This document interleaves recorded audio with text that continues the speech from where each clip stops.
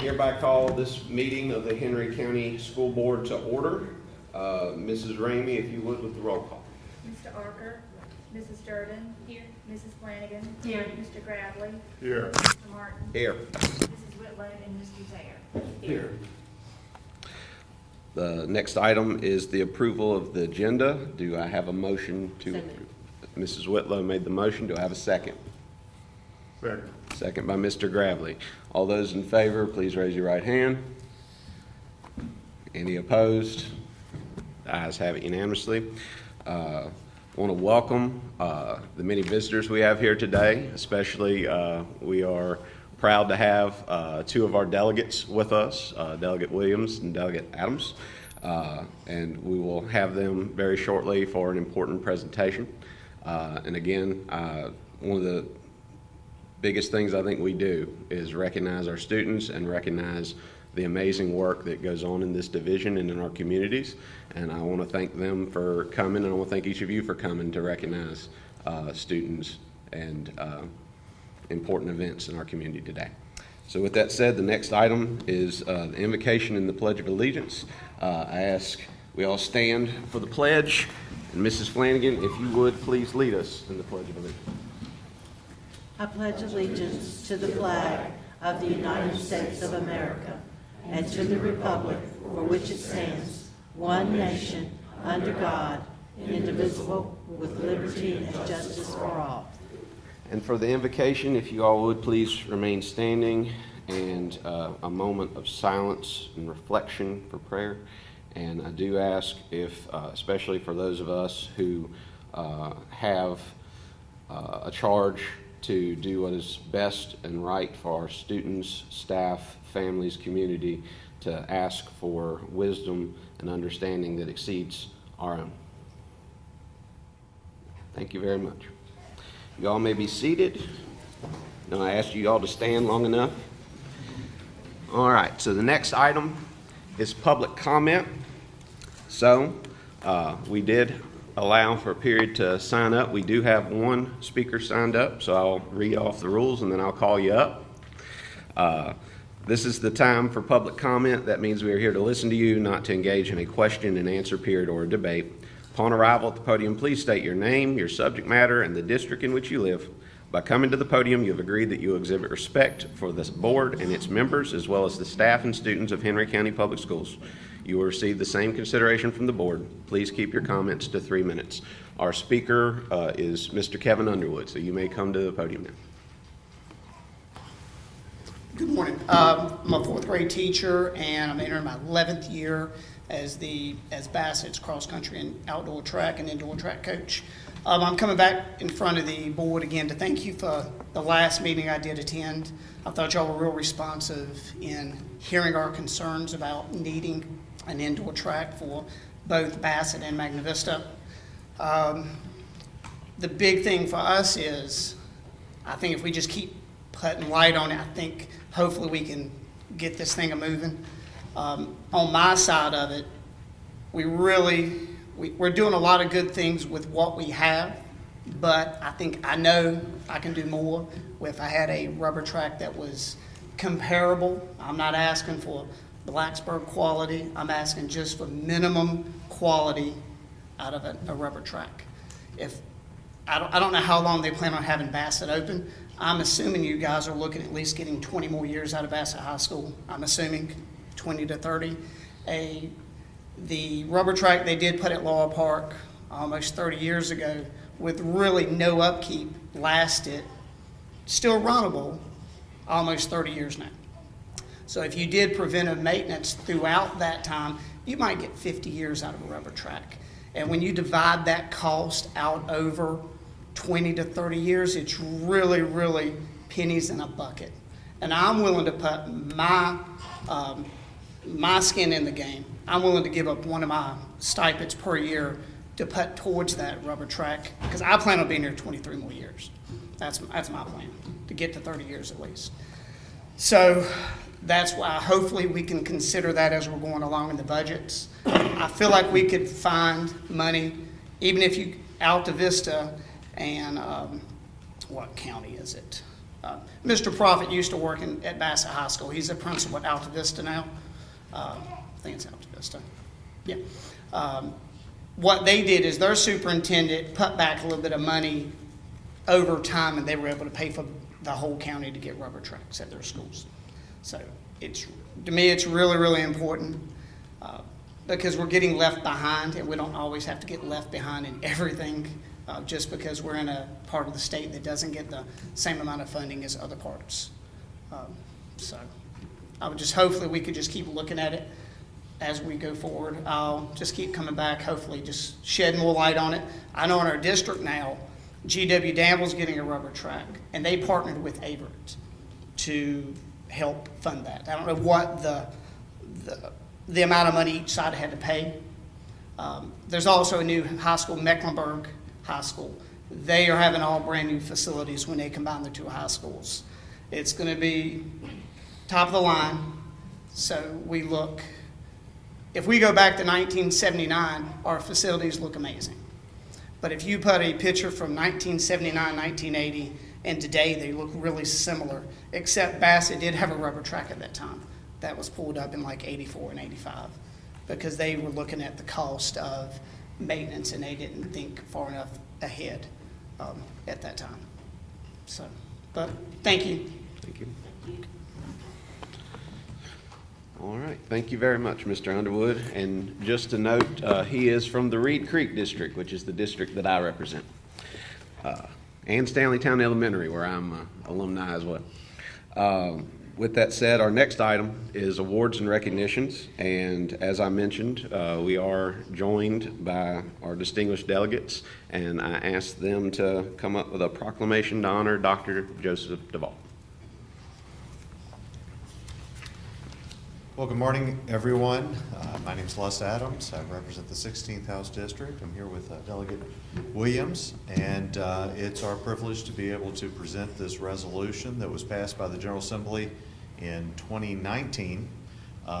So this is a long time coming. Delegate Williams wasn't with the delegation at that time, but of course that was right before the pandemic. And I should say we actually passed this in not 2019, but it was brought to our attention, of course, with the retirement of Dr. Duvall in 2019. It was actually passed in March of 2020. And so we were talking to Dr. Duvall earlier and said, you know, with his long list of accomplishments, one of them we should add is his good timing. But anyway, if he would come join us, I'd love to present this resolution. Duvall? If you would just get in here in between. And here, I'll just read this to you. This is the Commonwealth of Virginia General Assembly and House Joint Resolution number 394, as I mentioned, from March 2020. Whereas Joseph Duvall, dedicated educator and former member of the Henry County School Board, retired from the board on December 31, 2019, after 12 years of service. And serving as the board's at-large representative and its chair in 2013 and 2018, Joe Duvall demonstrated a commitment to providing every child in Henry County with the educational tools they need to succeed. And whereas the son of a school principal, Joe Duvall began his teaching career in 1965 as a teacher and coach at Drury Mason High School, later serving as the principal of Rich Acres Elementary School, Drury Mason High School, and Magna Vista High School, in a career that spanned more than 30 years with Henry County Public Schools. And whereas, following close to a decade as principal of Dalton McMichael High School in North Carolina, Joe Duvall returned to Henry County Public Schools as a well-informed and influential voice on the Henry County School Board.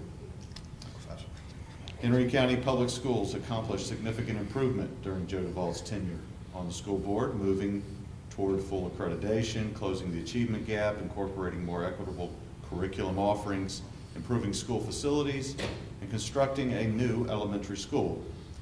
And whereas Warrior Tech and Bengal Tech education programs introduced under Joe Duvall's stewardship were the first programs of their kind in Virginia, earning Henry County Public Schools state and national awards, and preparing today's students for the world of tomorrow. And whereas previously serving as both a member and chair on the Patrick Henry Community College Board, Joe DeVault supported the success of students pursuing higher education in Henry County. And to recognize Joe DeVault's tireless efforts, the Henry County Board of Supervisors presented him with the 2019 Jack Dalton Community Service Award, the county's highest citizen honor. And whereas Joe DeVault's leadership, determination, and perseverance were invaluable assets to Henry County Public Schools during his 12 years on the Henry County School Board and his decades in the school division as a principal teacher and coach, now therefore be it resolved that the General Assembly hereby commend Joseph DeVault, longtime educator and valued civil servant, on the occasion of his retirement from the Henry County School Board. Congratulations.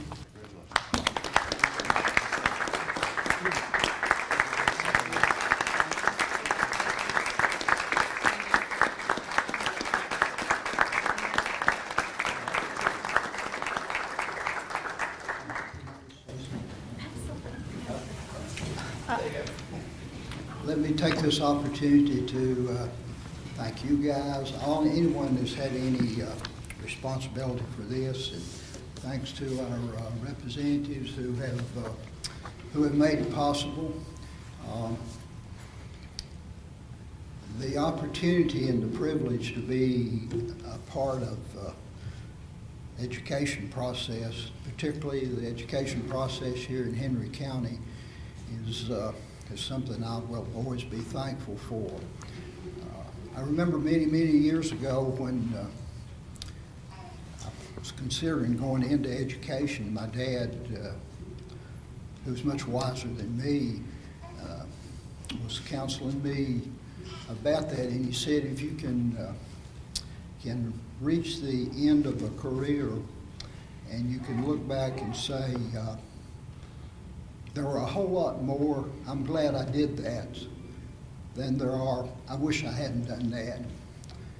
And I can say, with the one exception of my wife, the best decision I ever made, her ranking number one, would be coming to Henry County and having the opportunity to serve the students and the community, and I hope serve the profession of education in a way that has been meaningful to me and hopefully to other people. Thank you.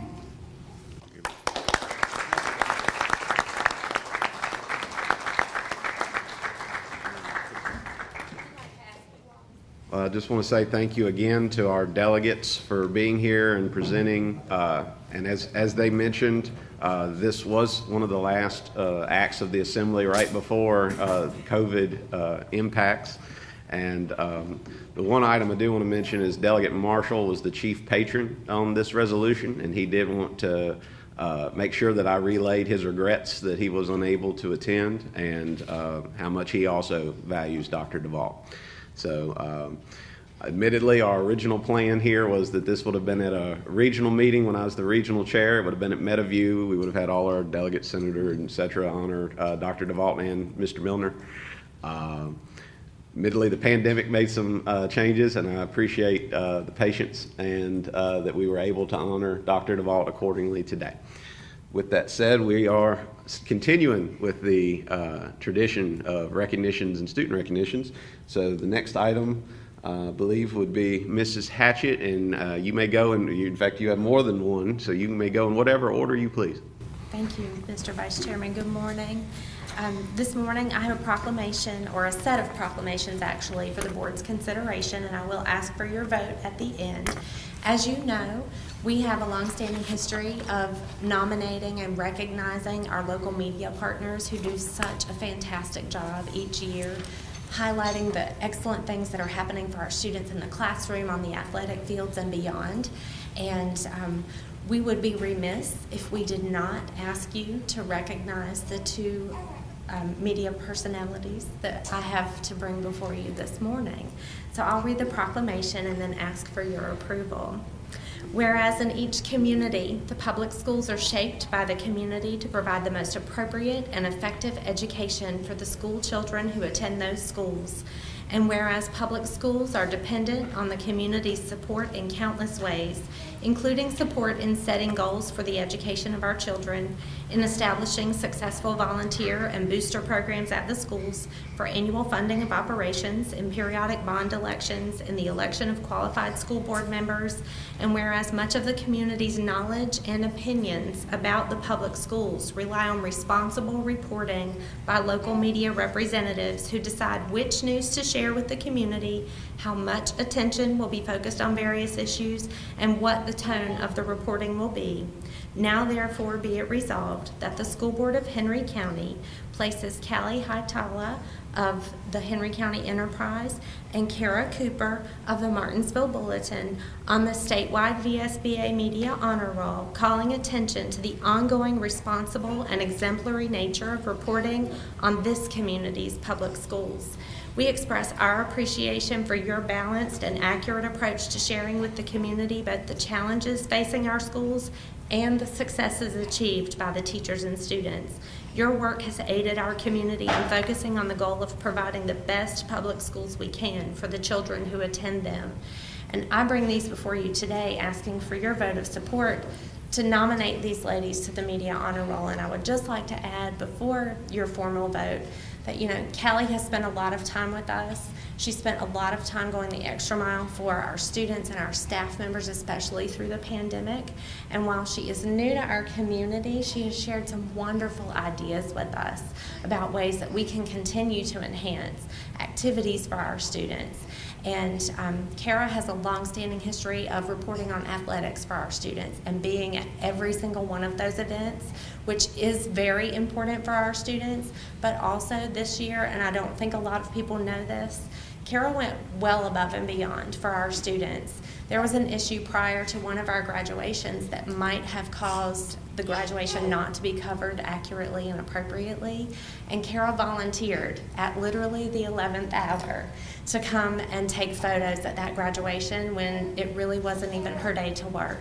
And that just speaks to her dedication as well to the students of our community. And so I would like to ask you all to join me in thanking them by approving these proclamations. Thank you, Mrs. Hatchett. So there is a request for a motion to approve. Is there a motion? So moved. Mrs. Flanagan with the motion. Do I have a second? Second. Second by Mr. Zaire. All those in favor, please raise your right hand. Ayes have it unanimously. Thank you, and I'd like to ask them to come forward. I have a copy of the proclamation to present to each of you.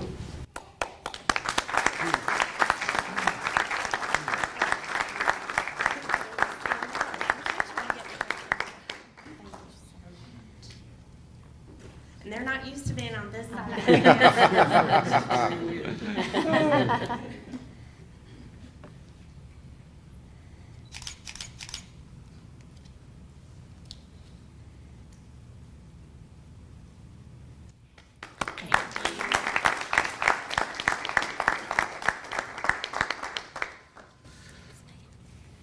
I just want to say thank you to each of you, and as the president of the VSBA, I'm pleased by the recognition and the honorees, as well as Luis, who is one of our former honorees and also an honoree for Martinsville City.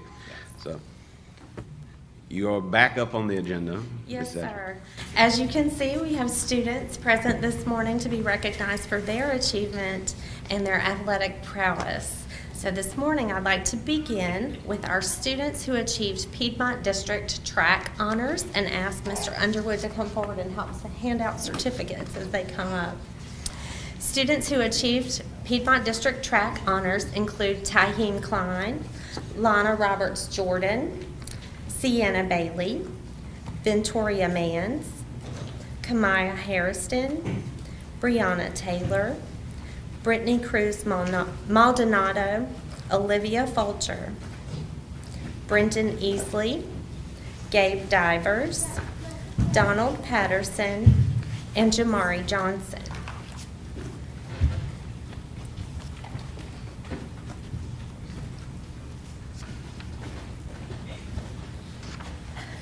And additionally, several of the students in this particular group also earned region and state honors. So we're going to do it all at once, you guys. You can just stay right where you are, but come forward if Mr. Underwood has an additional certificate for you.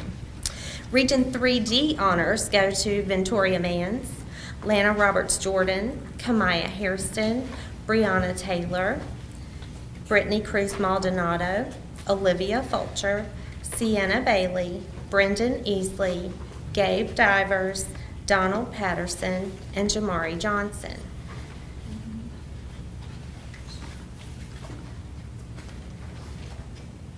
Additional regional honors go to Sterling Jamison. Let's see, several of these are duplicates, I apologize. Branson Leduc Maddox, Claire Howe, and Aleli Ramos Garcia.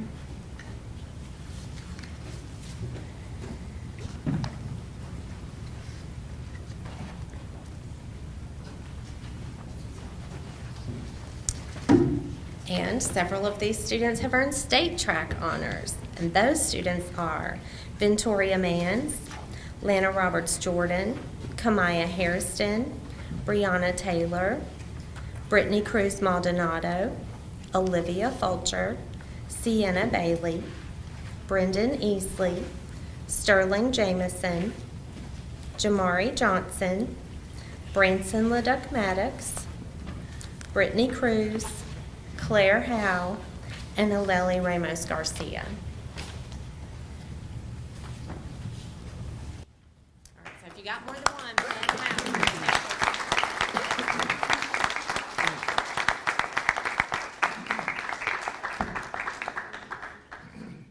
out. Also earning Piedmont District Athletic honors this year from our baseball team include Jacob Ryan, Hunter Whitlow, Jacob Gilbert, Cole Compton, and Trevor Barnes. I don't believe any of them were able to be with us today. Several of those young men also earned Region 3D honors in baseball. We also have some girls soccer honorees and softball honorees. So we'll go to softball next, and those district honors go to Zoe Pace, Trinity Gilbert, Emily Gilly, and Jade Hilton.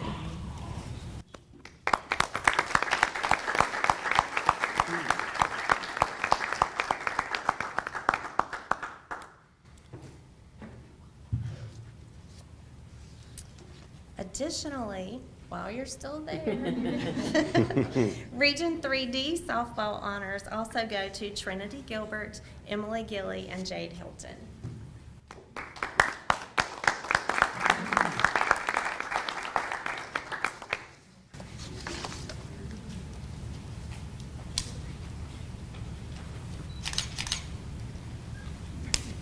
Thank you. Congratulations. All right, and our girls and boys soccer honorees.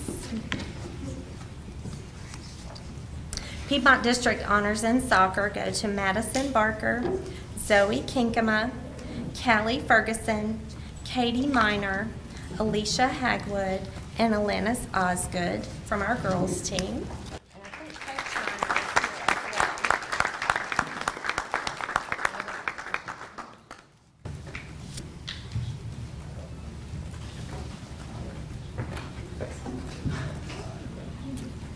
And also earning Region 3D honors, Alanis Osgood.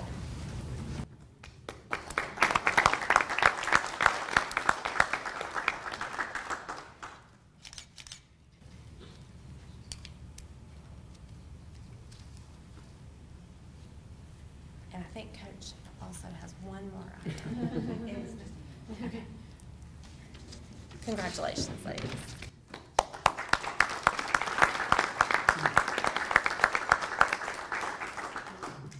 And then in our boys soccer honorees for Piedmont District, those include Alex Hernandez, Nathan Morrison, Jacob Salagon, Riley Evans, Ethan Zangaria, Hector Maya, Ian Seachrist, Freddie Lopez, and Casey Ferguson.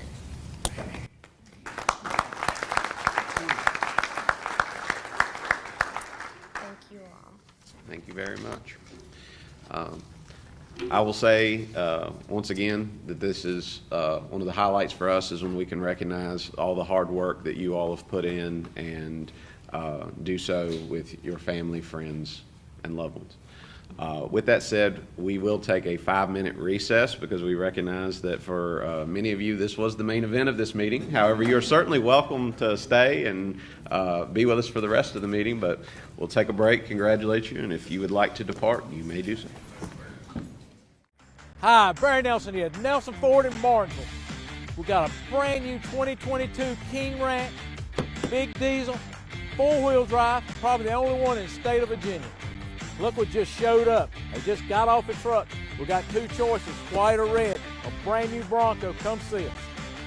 Got a 2021 EcoSport, all-wheel drive, got you a really good payment, $399 with 0 down.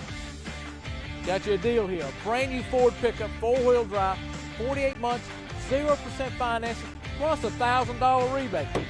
Can't beat that. On a deal, we got a 2008 Nissan 4-wheel drive pickup, 0 down, only $215 a month. That won't last a commercial. Come see us at Nelson Ford. We've got trucks, we've got the best deals ever. Come see us where everybody knows cars cost less.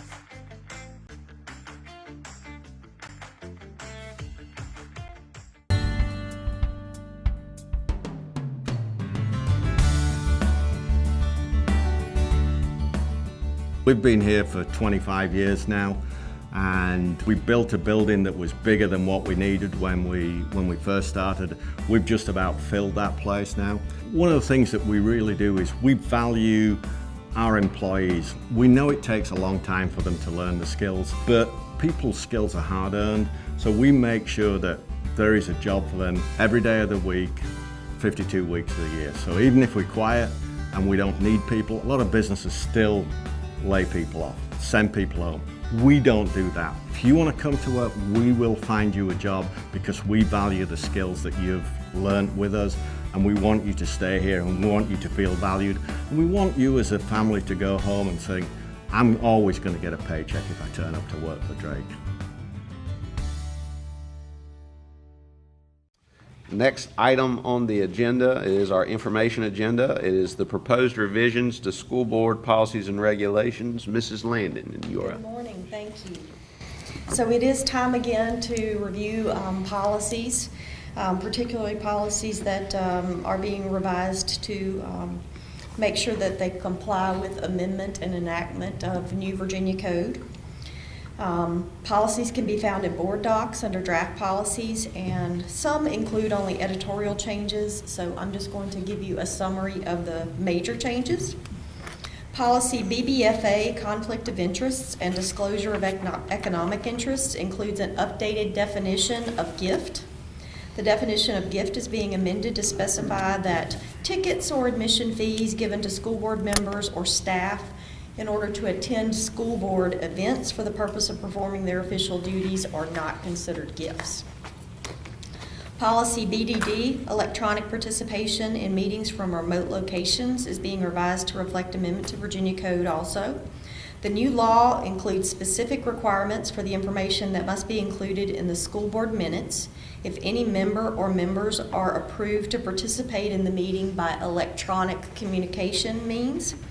It also requires school boards to fix the maximum number of times each member may use remote participation for personal matters during a calendar year, at either twice per calendar year or 25% of the meetings held per calendar year, whichever is greater.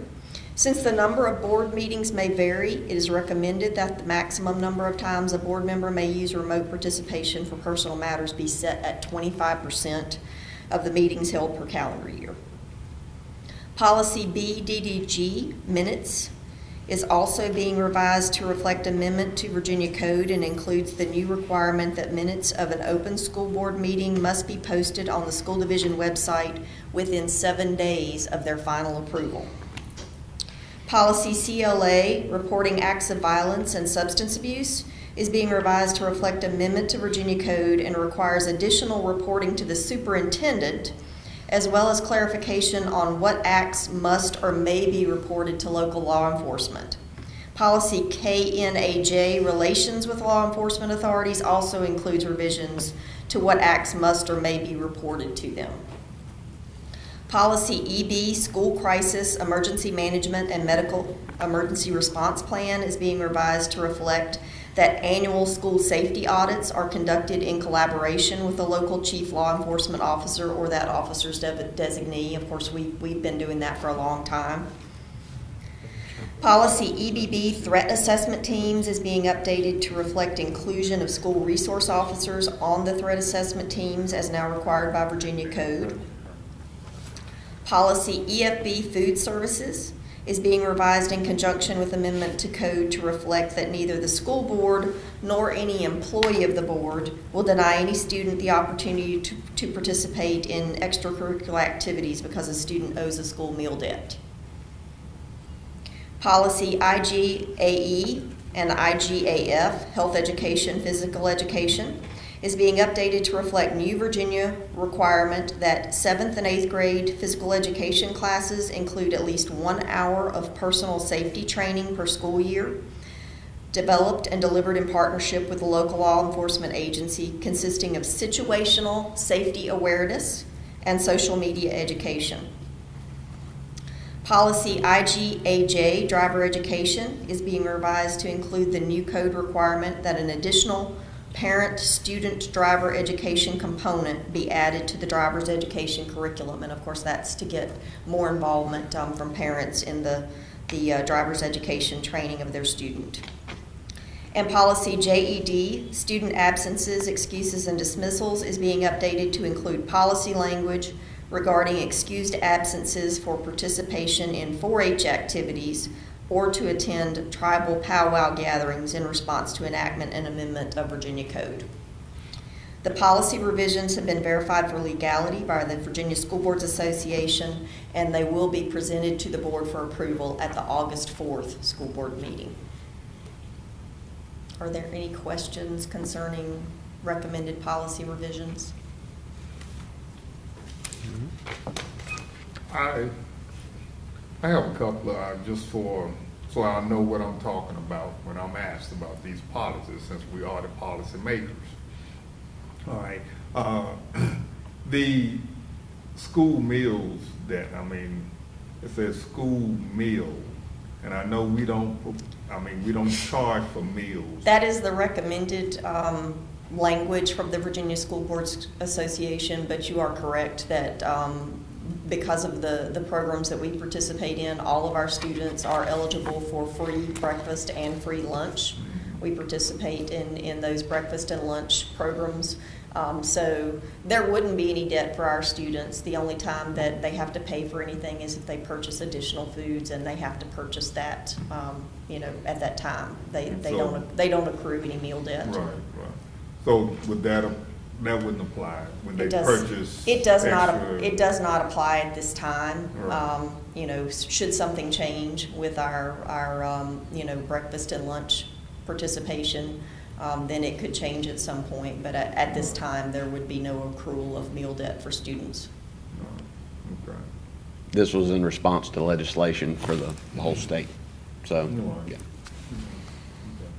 And so I guess my next, then, the situational safety and social media for 7th and 8th grade. Have we looked at that yet? What is that going to look like? Henry County Schools is working in collaboration with the Henry County Sheriff's Office and specifically with Lieutenant Keller, who is our school resource officer supervisor, and working on what that will look like. And that's in development right now. I wish it was more than 1 hour. That is very needed within the school system for sure. We also probably need to add something for parents at home and their children on social media. And those are good points. And I know, as you said, Mr. Woods, working with Lieutenant Keller, we went over the things the General Assembly passed. Obviously, we talked about that with Ms. Landon, and Mrs. Milner has Sue Towns, who works the curriculum and coordinated with Wendy Durham, and they've had meetings already about these are the new requirements. And so you're right. Usually we do go above and beyond when we see there's a need. So I'm sure that we will get a lot of get input on what we think that our children need to know in the community, so. And we've always had very good, strong, health and PE teachers in the county, speaking the two former ones, and that we will make sure that I think they'll take a very good handle on what needs to happen through those courses. I know that you all have met and talked about that, Mr. and Mrs. Milner. I'm definitely open up to educating parents, because I think that some of us don't even realize what can go on, and to the extreme that different things can happen through social media. And what's legal and legal charges and things. It's shocking, really. Okay. Any other questions or comments for Mrs. Landon on this item? All right, seeing none, thank you very much. Thank you. All right, the next item on the agenda is the School Community Engagement Survey feedback. Mrs. Hatchett. Good morning again. Typically, we share this information with you at the retreat, but as we have postponed that, we wanted to make sure that you have this data so that we can make informed decisions as we begin the school year. So as you know, each year we conduct an annual school community engagement survey with 3 stakeholder groups, and they are our staff members, our students, and our families. And over the course of the last 4 years, I just wanted you to see a snapshot of participation. We are very pleased to see parent participation up dramatically this year, and to see our student participation level off. As you know, in the 1920 school year, when we would have issued this survey, everyone was at home.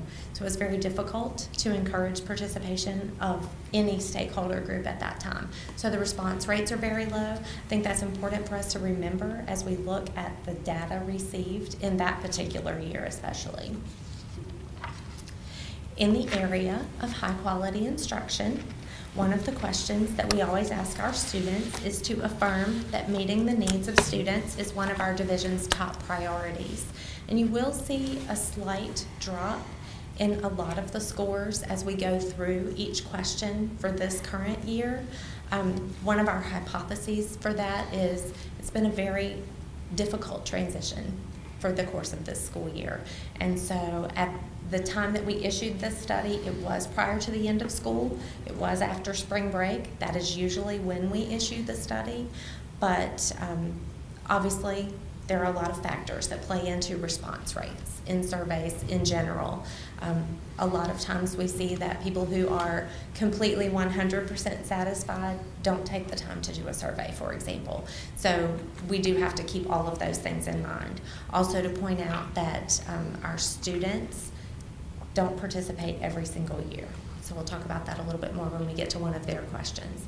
But for our staff members, as well as our students and our families, the goal rate typically for data received from a survey of any type for percent positivity is 85% or higher. Certainly our staff would like to see that be 100%, but in that 85 to 100% range is our target area.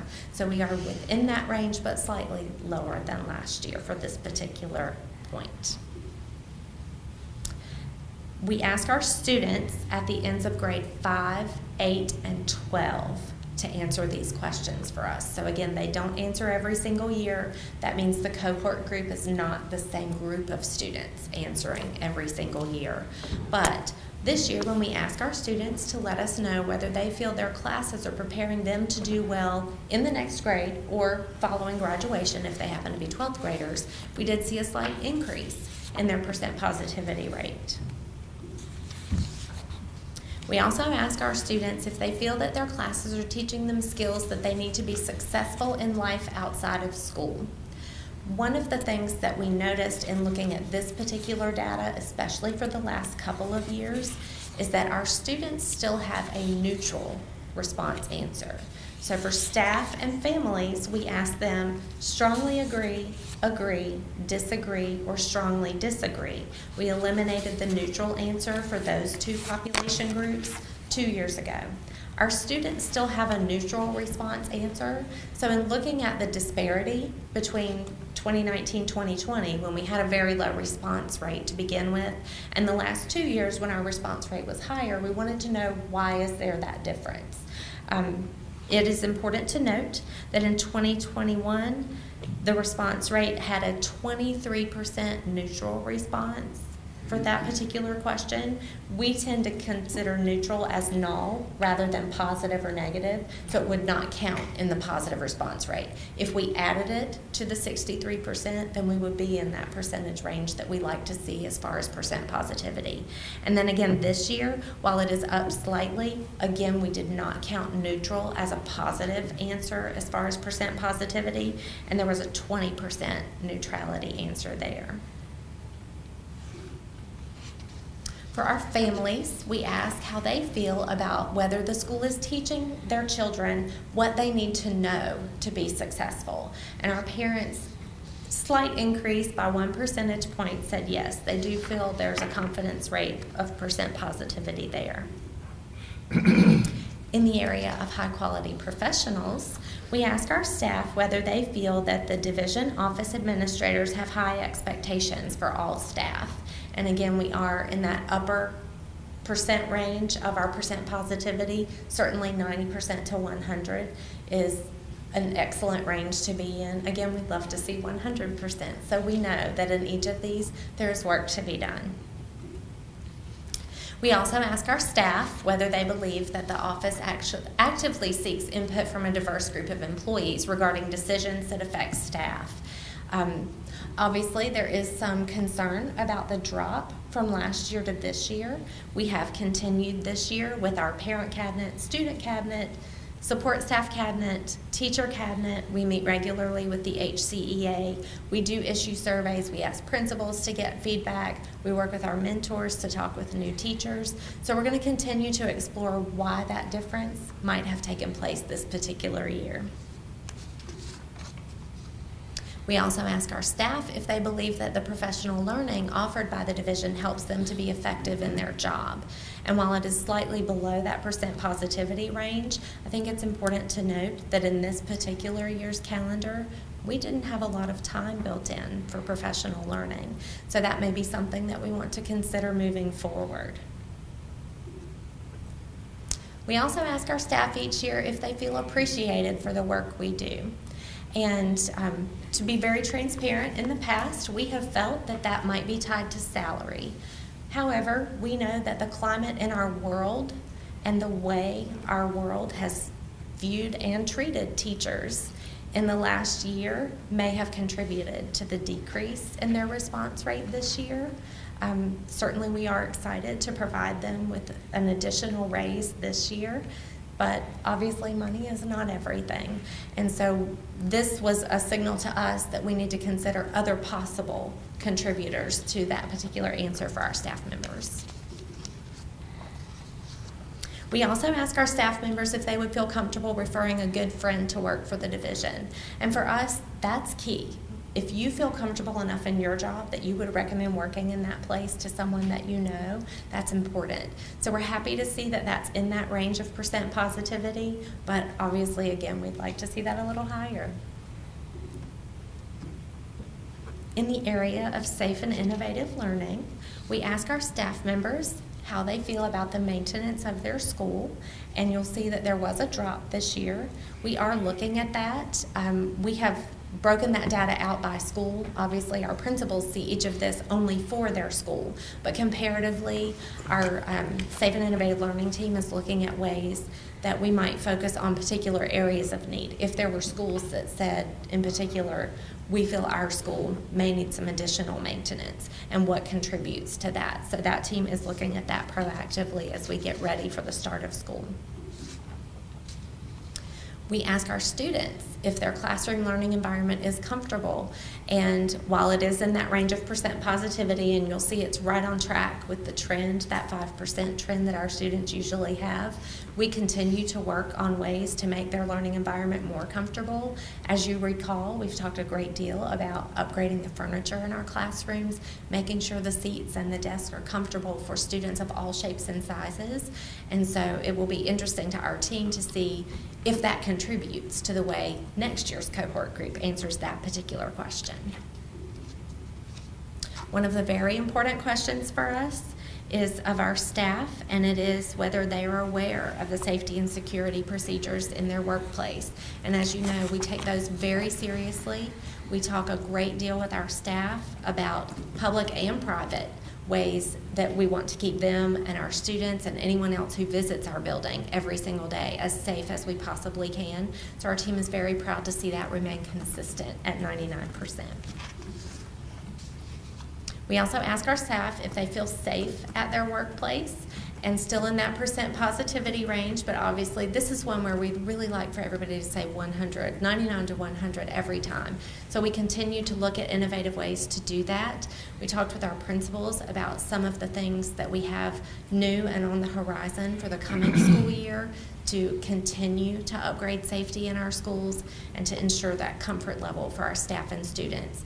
It is important to note, because we have had questions from different people who've seen the data so far as we're putting that data together. This survey was completed prior to major safety events in other school divisions around the country. So that would not be considered a factor in the answers for this year's safety questions.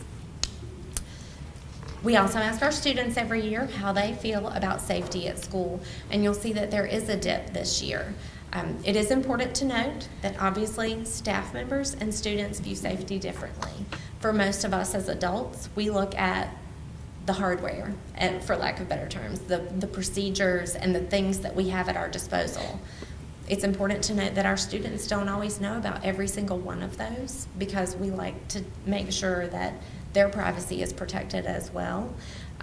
But also, if I'm a student answering this particular question, it's important to note that safe at school for a student may also be related to things other than physical safety. And so we take that into account when we consider their answer for this particular question. That's one of the reasons each year at the beginning of the year, we are issuing a social emotional survey to our students, and we ask them a series of questions such as, who makes you feel welcome at school? What makes you excited to come to school? And then we go back as counselors, they go back and work with our students individually. So if, for example, Mrs. Hatchett answers that she has a concern about school, her counselor is able to circle back with her, talk with her about that concern, and work with her to make sure that she does feel comfortable in school and address any issues that she might have. We also ask our families if they feel that the school provides a safe place for their child. And while we are close to that percent positivity range there, I think it's important to note we have had families who have expressed concern over continuing concerns related to the pandemic. And so that safety portion for them might also include not just the physicality of some of our safety measures, but also some of that health safety. And we ask our staff each year if they have the technology they need to support their daily work. As you know, we work very hard in Henry County to make sure that the tools that everyone needs are available to them readily and easily, and that we are constantly working to upgrade those, to innovate in our classrooms. So we're happy to see that rate as high as it is each year. We also want to make sure that we're using our technology appropriately. So we ask our students if technology is incorporated into their classroom lessons or activities at least more than once a week. And the way that question is structured for the students is we ask them if it's never incorporated, if it's incorporated at least once a week, if it's incorporated 5 or more times per week. So all of those, 1 or more, are incorporated in our percent positivity. So we like to see that in that 90 to 100% range as well. And we ask our families if they feel that the school effectively uses technology to help their children learn. And despite concerns with the internet out in our community, we see that our families do feel that technology is being used pretty effectively. We know that there is some disparity between school and home, especially for our families who don't have internet access. And we are continuing to work with our local government and with our state government to do all that we can to make sure that our students have that support outside of school as well. In the area of family and community engagement, we ask our staff if they receive clear direction and expectations for employees, and we are in that percent positivity range. Again, we continually look at good communication practices and how we can effectively share that with our staff members now that we are able to welcome visitors fully back to our buildings and engage with our staff members in-person meetings. While Zoom is effective at times, we do also believe in the validity of face-to-face. Ms. Dreyer is working right now for the start of school to plan to meet with every faculty individually. As you know, that can't happen all in one day, but over the course of those teacher work days and that first few weeks of school, she will be meeting face-to-face with every school faculty. And we believe that those sorts of things and those interactions, those in-person interactions, will begin to reoccur again this year with safety measures in place so that we can continue to clarify any concerns that staff members might have. We ask our students if they believe that their teachers care about how they're doing. Again, that's one that we address more directly with our social emotional survey, and our counselors are able to individually talk with students about that. We're looking again at this particular question and how it breaks out by each school as well, to see if there are ways that we can work with particular schools, particular grade levels through our support systems to make sure that our students do feel very comfortable in each of their classrooms. And we asked our families if they feel well informed about school and division-wide learning opportunities. Certainly there was a small increase from last year to this year. We do believe, again, that welcoming our visitors back to our buildings and engaging our families, not just at lunchtime, but that's a great way to get information, is when they come in and have lunch with their students, but in other activities and welcoming them into our classrooms will help to make sure that they feel as informed as possible and engaged in helping to formulate ideas for some of the learning opportunities that their students should have. We also ask our families if they're satisfied with the opportunities available for them to be involved in their child's education. Again, just a slight increase from last year to this year. We do believe that that is related to our restriction of visitors due to the pandemic, and we look forward to seeing that increase again. I also think it's important to note, when you look at this particular data, when I went back to re-enter 2018-2019, I thought 14 can't be right, so I went back and looked at that data 2 or 3 times. As it turns out, on that particular survey, the question was flipped. So if strongly agree is at the top of most questions, strongly agree was at the bottom of that question. And so, you know, when you're doing something, sometimes you just get programmed to my 100% is at the top. We believe that that might be the disparity between 2019-2020 data, but we can't be certain, because certainly we'd have to go back and ask the respondents to make sure. We also ask our students if they have overall satisfaction with their experience at school this year. As you know, there's been a lot of change and a lot of relearning, reacclimation that has had to occur.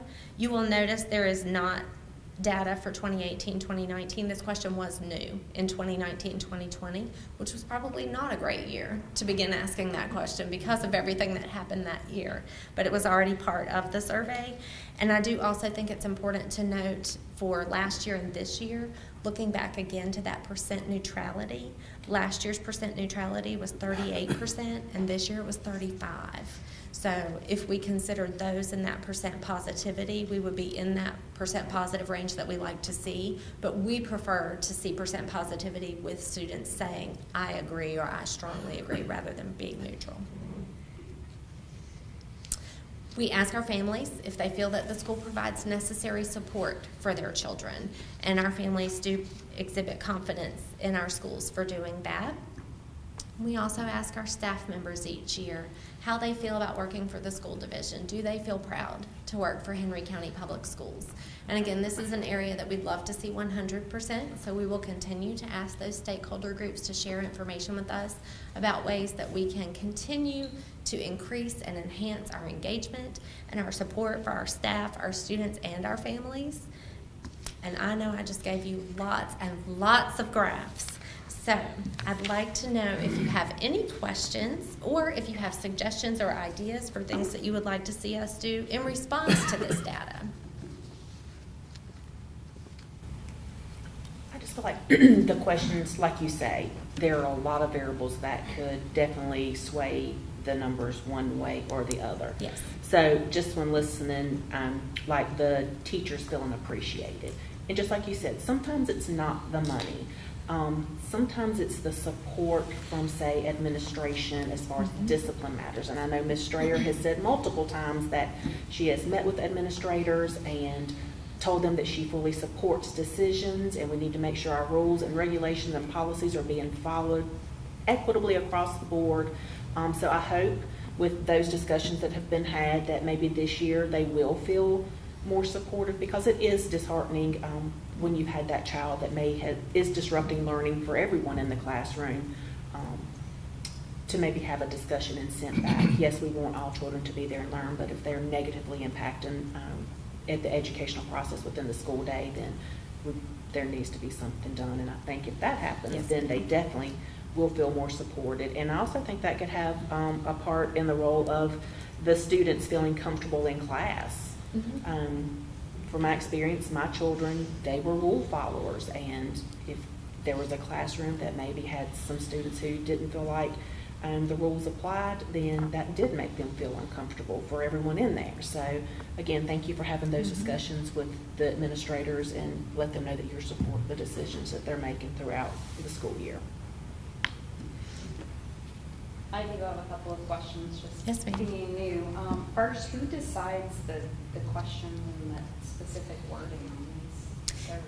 Each year, we started 10 years ago with a stock survey, and each year our strategic planning teams work collaboratively to look at their particular areas. So those last few questions come from the area of family and community engagement. That group sits together, looks at their block of questions to discuss whether there need to be any changes or updates. For example, we noticed several years ago and talked about technology. We used to ask the question, I have internet access at home.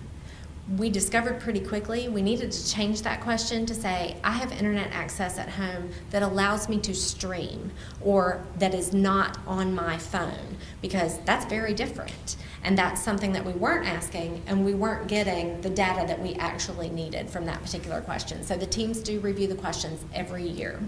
Okay, so to follow up on that, what was the reasoning for the neutrality being taken away from families and staff, but keeping the neutrality option? We felt like we weren't getting true data.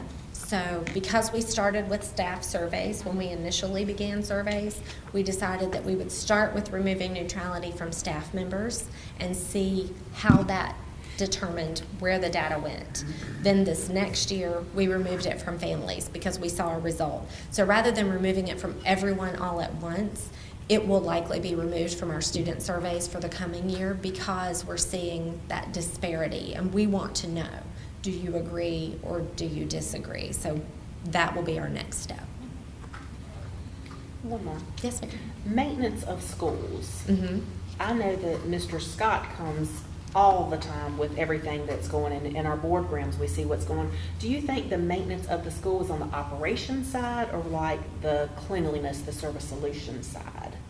Well, we have at points broken that question out.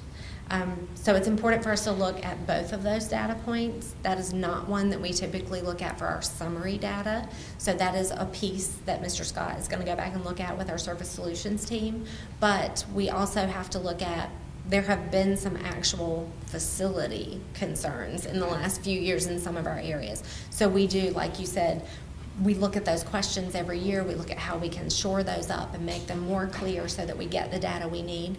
Clarifying that will help us as we move forward in the future, but also reminding our staff members when we meet with them and when we go over things at the beginning of the year, things like there is a log in the main office that if you have a concern, whether it's a maintenance concern or a cleanliness concern, that if they enter it there, there's accountability through using that log for our service solutions partners, but also our maintenance partners who go back and check off those work orders, check off that list of the things that have been addressed so that teachers know that they are being addressed. So using those logs and re-emphasizing that will be important too. Perfect, thank you. Yes, ma'am. Any other questions, Mrs. Hatcher? Well, I have quite a bit, but I think, and I'm not sure if this is the right forum to really dig deeper in this. I think we really do need to dig deeper into this. So I would strongly suggest that this be an agenda item for our retreat. Absolutely. Because, here again, I think, some extensive discussions could be held, basically, we could spend 2 hours on Oh, yeah. just this. Yeah. You know, so that would be my suggestion. However, as a sidebar, one thing that, and I did a lot of PD with my teachers, you know, when we talk about surveys, and I would always tell them, perception is one's reality. Now, we can talk about all these other variables, but at the same time, the number that we have participating,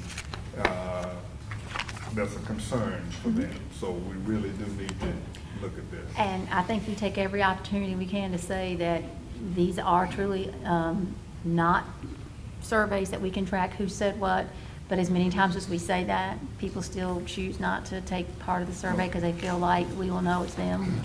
But also, again, what Monica said, you know, that is proven fact that a lot of times when people are pleased, they don't take a survey because they don't want anything to change, and they feel it's not necessary to take a survey because they like the status quo.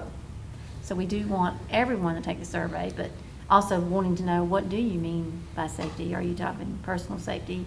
You're talking social emotional learning? You're talking COVID? You know, because a lot of times last 2 years, people associated the word safety with being fearful of contracting COVID. So what are you talking about? So that we can fix it. But as Monica said, each group, each committee that meets has been given this feedback that Monica shared with you all. Everybody's doing the same thing you are, questioning what was meant. And as we talk about improvement, school improvement, and looking at the root of the problem, and then we're going to get groups of people together to ask what you meant by this and how we can fix it. Because ultimately, that's our goal. We share this information today because we want people to know the transparency of, you know, we want to be perfect and we're not there, and we can't fix things unless people tell us exactly what they're talking about. So we have open doors and open lines of communication, and we want people to know what they are and how to get the information to us, to you all as board members, and know that they could email you or let you know their concerns as well, so that we can be proactive and fix things and have the best school system ever. And the data is used, like obviously you delve into that data and there's discussions. So I think sometimes maybe people think, gosh, another survey, is the information even used? But clearly it is. That is an excellent point, because I think people have in the past said, well, no one listened to me, so I'm not even going to take the time to do this. Because as Ms. Hatchett said, the time of the year this is given, as far as a teacher and student, it's the end of the year. You're extremely busy. You're worried about your end of course testing. You're worried about graduation. You're worried about all those things that come so quickly at the end of the year. And are you going to take the time to actually do a survey? I do think it's important to note, in looking at the number of responses, we almost had 100% of our students respond. However, they're a captive audience, for lack of better terms. Our staff in each school has that group of students sit down and complete the survey in a captured time period, so maybe in first block, for example. Our staff members are sent emails. They're asked to complete the survey by their principal. We previously issued emails directly that would do automatic reminders, but that was one of the reasons people felt that the surveys were not anonymous. Because if I receive an automatic reminder that you know I didn't do the survey, I think you know which answers are mine. So we eliminated that portion, and so we are asking our staff members to complete the survey in good faith rather than doing that automated attachment. Short of having them sit down in a staff meeting and say, everyone please bring your device and complete the survey, we still can't 100% guarantee that if all of you have a survey on your device and I say, please complete the survey in the next 10 minutes, that, you know, maybe I got distracted and I didn't finish mine, or maybe I just elect not to do it for whatever reason. So while we do try in a variety of ways, even through social media, to solicit the responses to the surveys, the students are the only ones that we can direct more closely to get a full 100% response rate. But I don't think we're going to get on 100% anyway. So, and that's okay too. Yeah, that's I okay. mean, really, you know, it's like voting. If you don't vote, you don't have a voice. You know, I don't want to hear about it, you know. Well, but for us, it's important to provide other methods for that too. We do still have that feedback tab on our website. We have other methods for staff members to express concerns. the survey is lengthy. I showed you data from a lot of different questions. So maybe it feels too much for some people, and that's something that we look at each year too. But we do feel that the questions we ask are important for us to gauge how to direct some of the things that we do. And regardless, it sparks the conversation, which is where people Yes, learn ma'am. and grow anyway. Yes, ma'am. All right. Thank you very Thank much, you. Ms. Hatch. The next item on the agenda is the consent agenda. So, is there any item anyone wants to pull out, or do you wish to approve as a block? Hearing none, do I have a motion to approve the consent agenda? So moved. Mrs. Flanagan with the motion. Do I have a second? Second. Second by Mr. Zaire. All those in favor, please raise your right hand. Any opposed? Okay, I got you, Mr. Gadley, with the raise. Yeah, He's looking. yeah, making sure. Okay. Yeah, we good. All right. He raised his hand, so yes. Yeah. All right, so passed unanimously. So the next item is on the action agenda, approval of multiple vendors for RFP 22-04073-A257 for temporary staffing services. Mrs. Landon. Good morning again. So we continue to seek all opportunities to try to recruit high-quality professionals to staff our schools and to support our students. As a result of significant labor shortage, however, we're not always able to fill positions, whether it's full-time positions or substitute positions. So Henry County Schools joined recently, Henry County Government, Henry County Public Service Authority, and Henry County Parks and Recreation in conducting and soliciting proposals for temporary staffing services. 8 vendors responded to the RFP. After a review of all the proposals, we did conduct interviews with ABH Staffing, which is doing business locally as AmeriStaff, ABM, and Hvac Staffing. Each of those 3 vendors had different pricing structures as well as offered different advantages depending on the type of vacancy that we may need to fill. It is recommended that the school board award RFP number 22-04073-A257 to all 3 of those vendors, ABH Staffing, doing business as AmeriStaff, ABM, and Hvac Staffing, both for temporary staffing and or direct hire staffing services our division is unable to fill through our traditional recruiting methods, which we continue to expand. We may not need to use any of them at all. It would just depend on whether or not we have exhausted all of our other means of trying to fill positions. If we were to use it, we're asking for an amount not to exceed $200,000 from the fiscal year 2023 budget for temporary staffing or direct hire staffing fees to fill positions we are otherwise unable to fill. I know that sounds like a lot of money. That would be from the normal budget, and if we were to use anything close to that, it would be because we would be using direct hire fees to fill positions. For example, we've talked about the possibility of using it for a position like school psychologist, which we've had a vacancy for well over a year. That's a good idea. So Are there questions? for this 200,000, help me with this, all right? So we're gonna, divide this among those 3 entities, or, help me with the pay scale. It would be to use up to $200,000 from our regular budget to pay for services from one or any of the 3 of those vendors. And again, it would depend on what our needs are. So it could be that we're spending just a small amount of that money to possibly hire a temporary clerical person to go fill in for a school secretary. That's something that we might have used them for this past year. We did have several school secretaries who went out on leave and were out for a very long period of time, and we don't have a lot of substitute clerical candidates who can go and fill those positions. So we had vacancies that we weren't able to fill for up to a 6-month period of time while we were waiting to get those people back from long-term leave. So in that that sort of situation, it would just be using funds to hire someone on a temporary basis.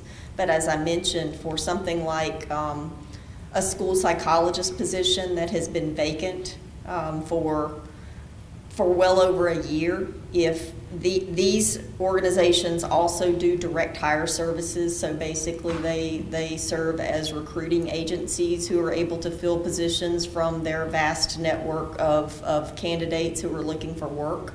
So if one of them were able to find a school psychologist that we could hire, then we would actually be paying a percentage of that first year's salary to hire that person through one of these agencies.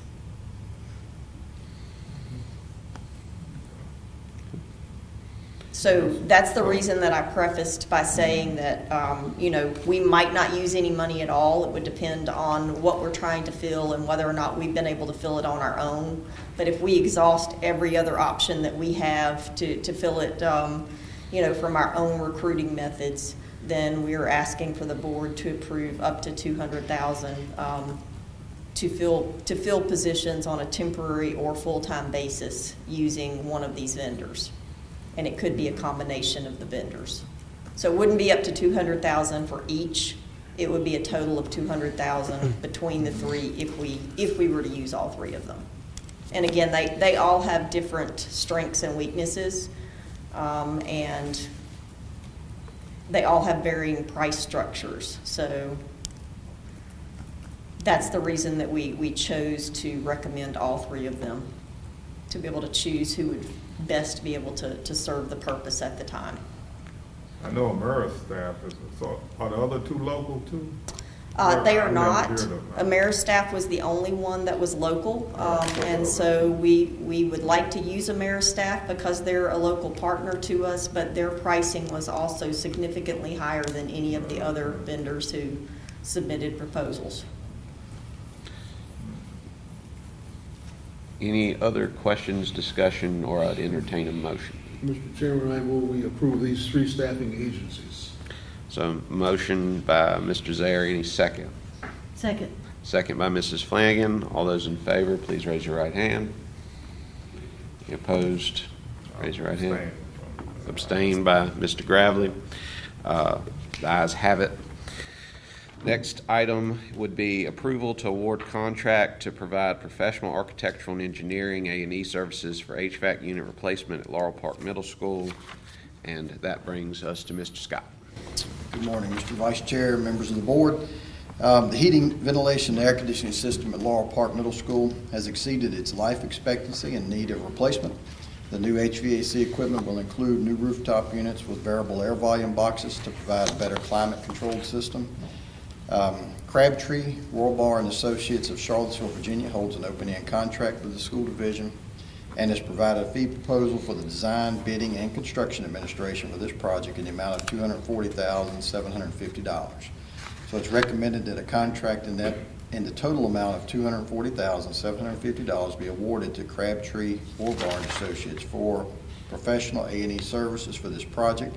And I think it's important to recognize that this is part of the Coronavirus State and Local Fiscal Recovery Fund, which is, correct me if I'm wrong, Dr. Boone, is provided from the state. And once we get to the bidding portion of it, 50% of that, of whatever that total cost would come into, would be part of, provided from our local fund, with our building improvement fund. Correct? Did I say that correct? Any questions? Yes. Can you explain to me in lay terms what construction administration means? Yes, absolutely. So during the process of the whole construction piece of it, we'll have progress meetings where we come down. If an engineer has actually designed that, let's make sure that they've installed that piece of equipment per what it says on the design.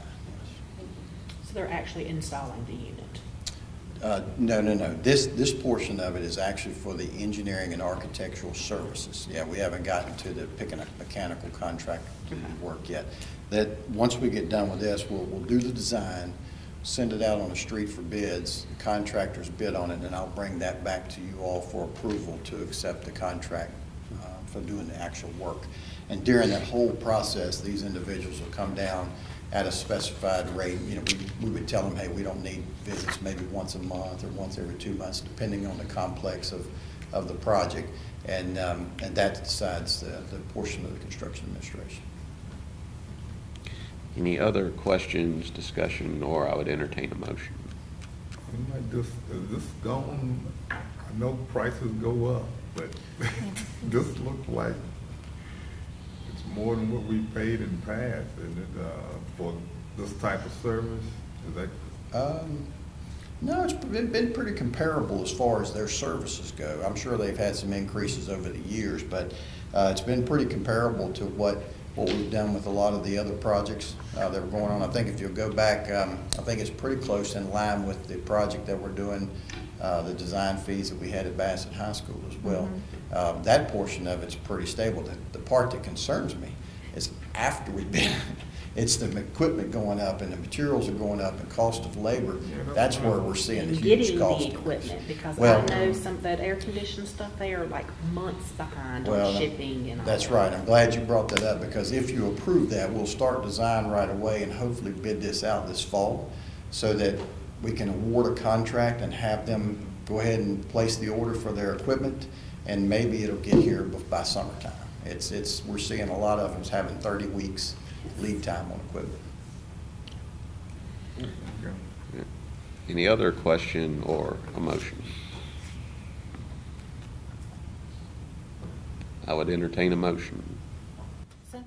Okay, motion by Mrs. Whitlow, second by Mrs. Flanagan. All those in favor, please raise your right hand. There are no abstentions or opposition. So the next item is the approval of the crisis plan, and once again, we have Scott. Yes, sir. In accordance with the Code of Virginia, 22.1-279.8, local school boards are required to annually review the written school crisis emergency management and medical emergency response plans of each school in the division, excuse me.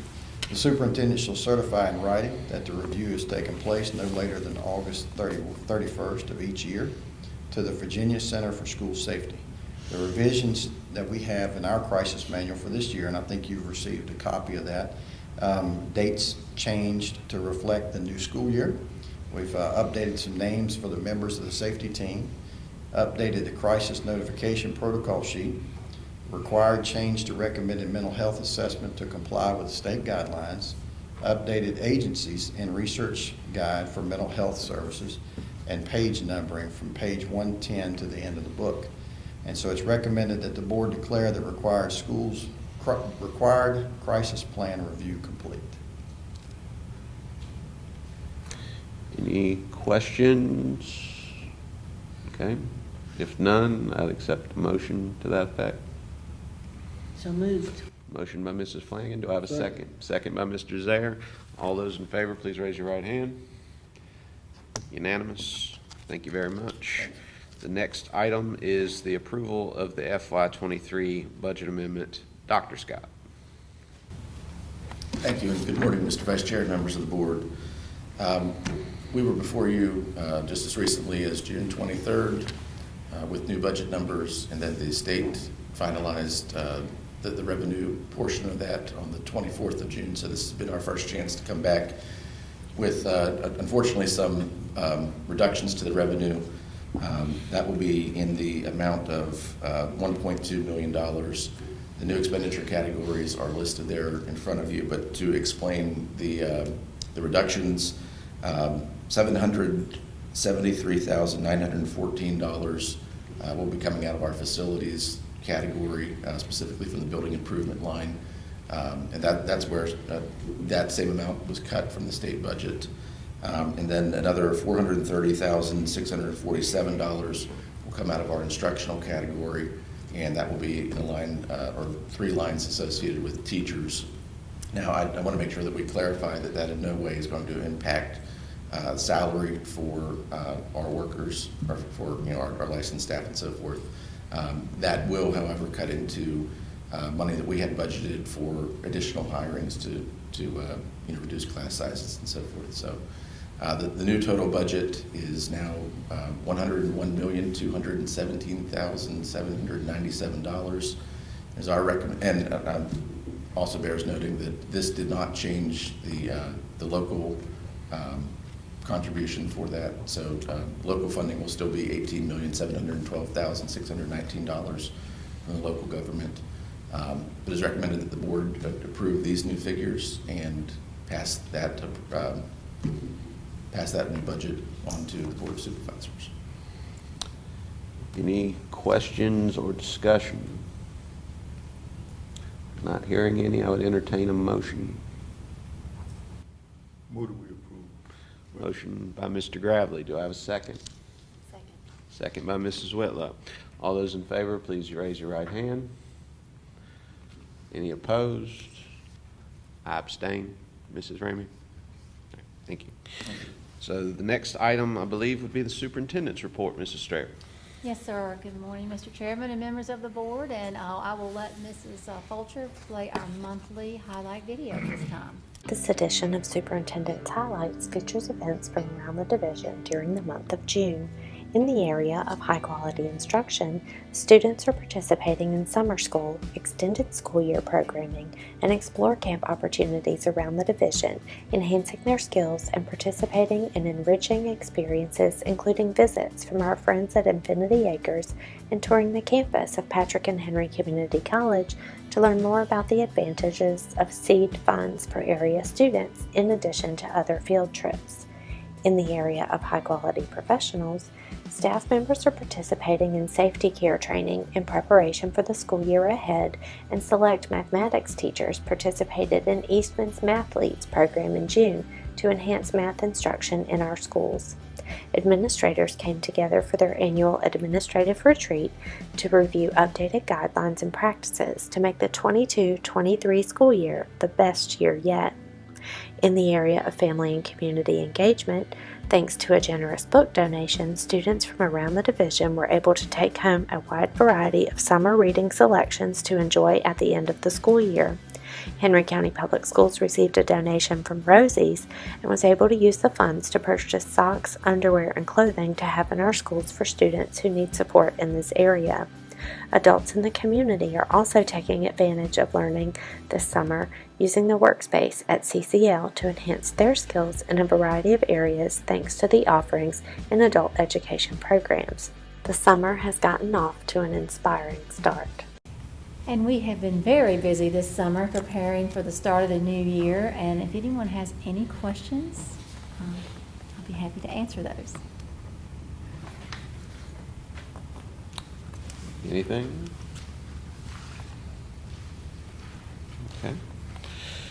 So I believe if there's nothing there, the next item would be matters from the board, correct? Yes, All right. Mrs. Durden, do you have any matters for the board?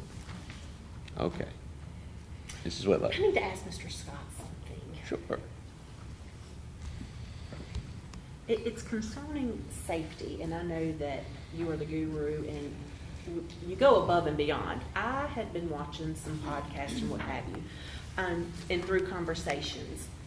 Is there any, as far as safety concerns, is there any device within the classrooms that if, say there was an intruder or something that was going to happen, is there a device, because what I've been watching is there's a device, it's a button somewhere, the teacher knows where it's at, that they can push and then it immediately alerts the sheriff's department. So like when their cruiser is entering the building site, they know on their computer screen exactly where the threat is, like directly in the school, like where the classroom is. They know exactly where they're going on their devices.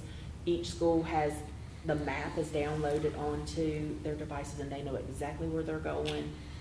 Do we have anything like that, or? So we don't have it necessarily for the teacher piece of it. There are a lot of devices out there. We've actually, our safety team has sent several demos for a lot of available devices that could be used for something like that. Now to back up a minute, we do have some procedures in place that when 911 is dispatched, we already have, they have access to our cameras, they have access to our floor maps, and so that what we've asked as part of our procedures is that the teachers would text to 911 information. So if I see somebody walking by my classroom at that point in time, I'm texting that information to them, and that feed of that information is being distributed to the deputies as they're on site. There are a lot of different devices that we have looked at, whether it's cell phones or something they carry with them or what have you. And there's been a lot of pros and cons on that, and I think we'll see some improvements that are coming out as we move forward that we can bring to our safety team for further discussion on that. I would like to see that, because if I'm in there, children, I want them to know exactly where they're going and what they're getting ready to do. And I don't know if I would remain calm enough to be able to text or, or if you see somebody strange in your building that doesn't belong, how do you get to an individual that you alert that can then alert someone else? So when I was just watching these safety videos, and even it could go as far as having something on a bus, because I always think about, we always look at safety and protocols and procedures within the building and locking down the schools. However, we have buses, and if someone were to bring some type of gun or something to school, they may have traveled on a school bus with it in their book bag to get there. And there's occasions that we do have intruders on buses, and to be able to know where you are instead of us trying to figure out the creative ways on the radio, not to alert, but yet to alert people. So and our handheld radios have that GPS capability, because it does give the location of where that went off at when that's taking place. And I can't. And that's just one little button. Yeah, it's just one little button. Yeah, right. So they and push the button. Bus radio. They do direct call to 911. Has that as well. Yeah. And they know exactly, because as Keith said, the cameras they have access to. I look at Lieutenant Keller back there. They have access to the cameras. They have the maps. So a lot of divisions are just now with those grants going to implement that, and we already have all of those things in place. We'll do some more exploring with our teams and bring back some Absolutely. Some information on that. I will ask you, Mr. Scott, since I'm legally obligated to ask you every so often, how's the Bassett High School roof? How's the what? How's Bassett High School and the roof? Oh, how's the roof? With rain and all. Yeah, well, I think it's holding on okay, minus the areas that need the HVAC replaced. Remember, we've still got a lot of 1978 air conditioning there. So from the double doors forward is all of the older equipment that needs to be replaced. And so I think once we get that stuff replaced, because we're having a lot of leakage through those units, through the, some of the pans and that kind of stuff on it, that's where we're seeing the multi-bar reports coming from. Gotcha. And that's the part of the building that everybody sees from the public, the double doors forward, but that's the part that the classrooms were done first, and they're all in the back. Not all, but the majority of them. Right. We focused on the instructional piece first. Thank you very much. So, Ms. Whitlow, you have any others? Okay. Mr. Gravely, your turn. No, I don't have. All right. Mr. Zaire. Mrs. Flanagan. I don't have anything at this time. All right, thank you very much. I will say quickly for mine, we had our most recent blood drive last Saturday. Thank the division for its support and hosting, Mrs. Hatchett, and promoting it, even coming as a support person and helping recruit. Callie and Luis for doing interviews to promote the drive, which I have to say I did have people come and say that they came as a result of those interviews, and that meant a lot to me, and I can just see by how much you're lighting up how much it means to you. We had 49 donations. That potentially helps nearly 147. So, I thank all of you for your support there, and I'm glad to see you all get VSBA Media Honor Rolls. Ms. Cooper, for your coming in at a moment's notice to support and help our community, and it means a lot. I think that's my primary items. So I just want to say again, thank you to Mrs. Strayer, Mr. Scott, Mrs. Hatchett, and others in helping make that happen. Other item I'll bring up, because I believe it's at each of your desks, is there's a form about the school board retreat. If you would, mark the dates that you're available and turn that into Mrs. Ramey or Mrs. Hatchett, because as Mr. Gravely mentioned, we want robust discussion and have all members' participation, and go through everything when it comes to the very important survey data that we were presented. The next item would be upcoming meetings, which are there in front of you. The next meeting is August 4th at 9 a.m. here in this room. And then the next regular meeting after that would be September 1st at 6 p.m. And ad infinitum. And then the next would be our conferences, including that for those of you who will be attending, the Conference on Education is next week in Richmond, which is always good, and we do the Workforce Readiness Awards and many workshops. And then the next conferences after that are the Legislative Advocacy Conference in Charlottesville. We'll have at each of these some pretty good participation from state governments, state superintendent of education, secretary of education, et cetera, and quite a few of our delegates and other state governmental officials. And then finally, the November 16th, 18th annual convention in Williamsburg. If you're interested, I'd certainly encourage you to get with Mrs. Ramey. And as has been mentioned, since I'm the president, at least for a little while longer, although there's been jokes that my term may be extended if my president-elect keeps acting up. But you will get to be in the front row and all with me. And I appreciate y'all supporting, letting me do that, and supporting me for that role, and putting up with me as the vice chair and letting me run this meeting today. I hope that I've done a decent job so far. If not, let me know, because then I need to change how we do instruction of how to run meetings at the VSBA. But with that said, unless there is anything else, the next item is for us to entertain a motion to go into closed session for 2.2-3711A1 of the Code of Virginia for the discussion of appointments and separations of personnel, as well as 2.2-3711A2 of the Code of Virginia for the discussion and consideration of recommendations for special placement students, non-residents, and religious exemptions, and 2.2-3711A8 of the Code of Virginia for the discussion of pending legal matters. Do I have a motion to that effect? So moved. Motion by Mrs. Flanagan, second by, I didn't catch it. Okay, second by Mr. Zaire. All those in favor, please raise your right hand. Okay, that passes unanimously. So we will all go into closed session here just now. Yeah, and we'll stay down here.